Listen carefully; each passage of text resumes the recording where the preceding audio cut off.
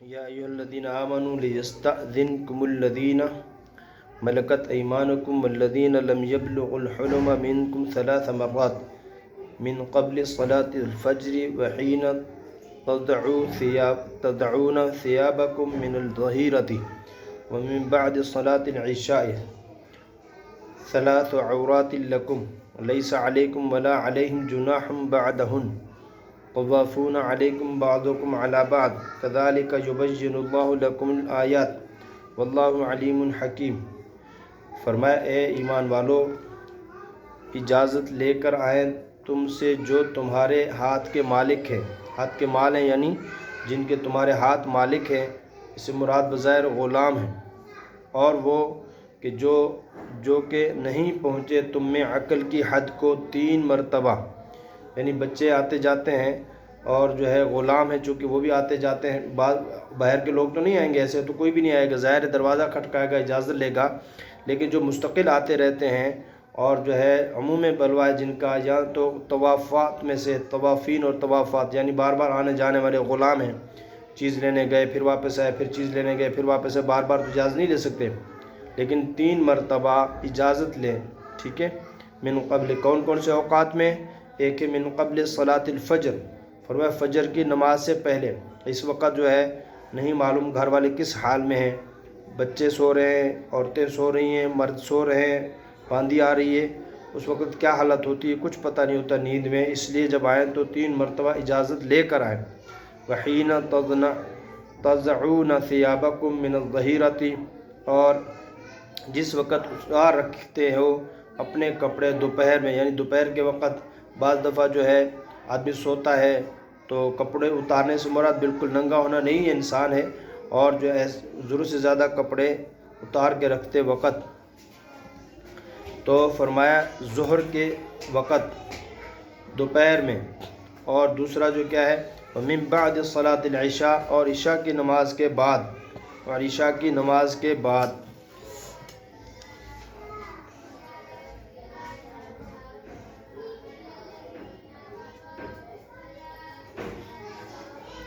ثلاث عورات لکم، یہ 3 وقت ہیں بدن کھلنے کے، یہ 3 وقت تمہارے بدن کھلنے کے ہیں۔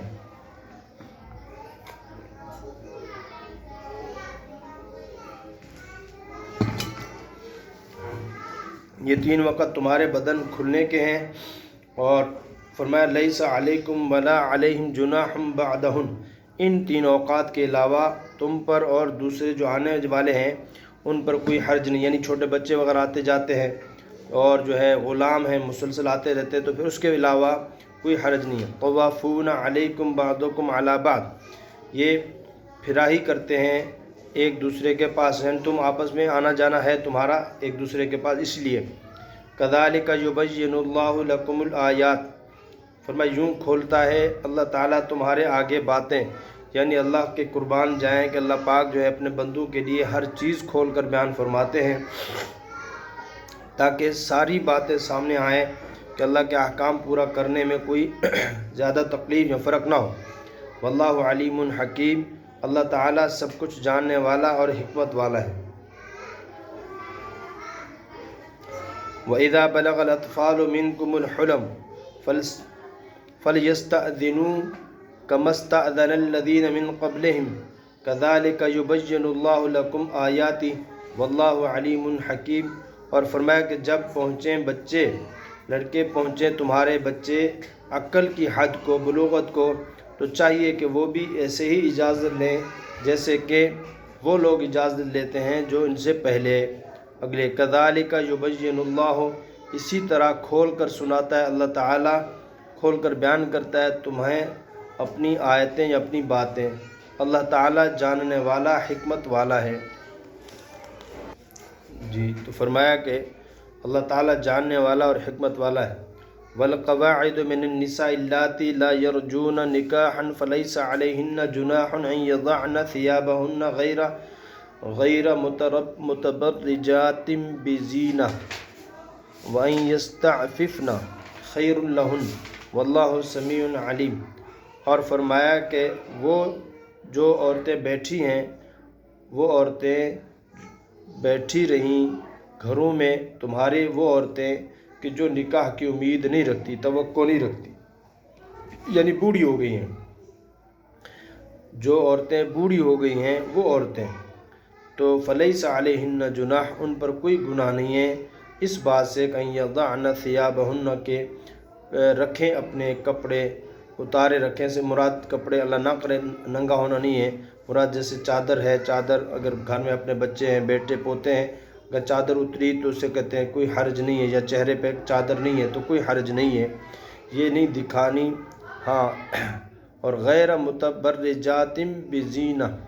کہ دکھاتی پھریں، یہ نہیں کہ دکھاتی پھریں اپنی زینت کو، یعنی اللہ نہ کرے خوبصورت بن کے اور جو ہے زینت کر کے پھریں، یہ ٹھیک نہیں ہے، لیکن ویسے جو گھروں میں عام طور پہ بیٹھی ہوتی ہیں، چادر نیچے ہو گئی اتر گئی ایسی، اس سے جو ہے نا وہ نہیں ہے، کیونکہ یہ بوڑھی ہیں، بڑی عمر کی ہیں۔ وَإِن يَسْتَعْفِفْنَ خَيْرٌ، ہاں اگر اسے بھی بچیں، یعنی چادر وغیرہ اترے رہے، اسے بھی بچیں تو فرمایا ان کے لیے زیادہ بہتر ہے، اللہ تعالیٰ سننے والے اور جاننے والے ہیں۔ بعض احکام تو پہلے گزر چکے ہیں، سورہ نور کے بیشتر احکام بے حیائی اور فواحش کے انسداد کے لیے آئے ہیں، اور اس میں بھی احکام آئے ہیں۔ تو فرمایا کہ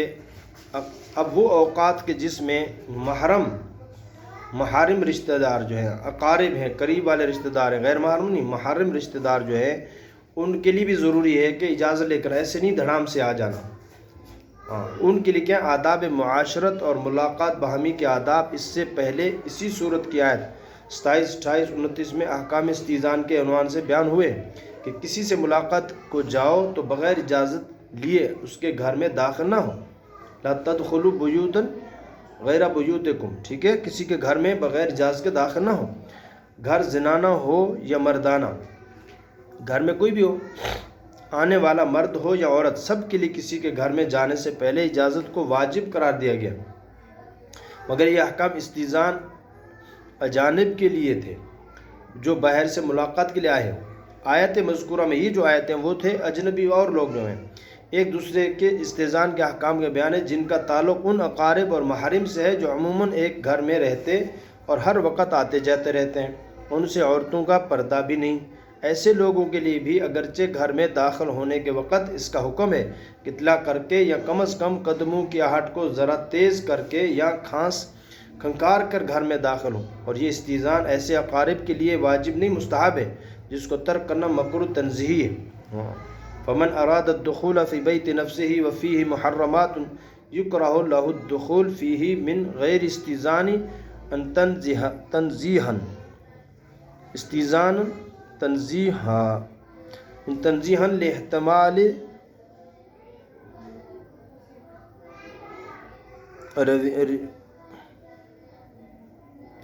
رویۃ واحدۃ منہن عریانۃ وهو احتمال ضعیف۔ بہرحال یہ حکم تو گھر میں داخل ہونے سے پہلے کا تھا، لیکن گھر میں داخل ہو کر یہ سب ایک جگہ ایک دوسرے کے سامنے رہتے ہیں اور ایک دوسرے کے پاس آتے جاتے رہتے ہیں، ان کے لیے 3 خاص اوقات میں جو انسان کے خلوت میں رہنے کے اوقات ہیں، ایک اور استئذان کا حکم ان آیات میں دیا گیا ہے۔ ویسے تو آنا جانا رہتا ہے، اور دروازہ کھٹکا کے آنے کے بعد دفعہ غیر محرم عورتیں آئی ہوتی ہیں یا کوئی بھی ہے، یا اگر مرد آ رہا ہے تو عورت آ رہی ہے تو کوئی بھی بیٹھا ہوتا ہے گھر میں رشتہ داروں کے علاوہ، تو 3 اوقات ایسے ہیں اس میں جو آئیں تو کیا کریں، اس میں بتا کر آئیں۔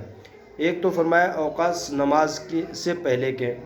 ایک صبح کی نماز سے پہلے اور دوپہر کو آرام کرنے کے وقت اور عشاء کی نماز کے بعد کے اوقات ہیں۔ ان میں محارم اور اقارب کو یہاں تک کہ سمجھدار نابالغ بچوں اور مملوکہ لونڈیوں کو بھی اس استئذان کا پابند کیا گیا ہے کہ ان 3 اوقات خلوت میں ان میں سے بھی کوئی کسی کی خلوت گاہ میں بغیر اجازت کے نہ جائے، کیونکہ ایسے اوقات میں ہر انسان آزاد بے تکلف رہنا چاہتا ہے،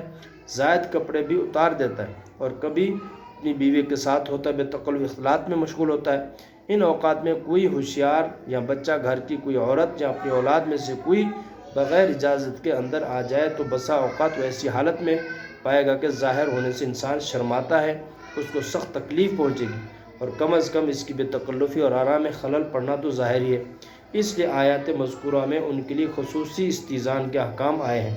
ان 3 وقتوں میں کوئی کسی کے پاس بغیر اجازت کے نہ جائے۔ جی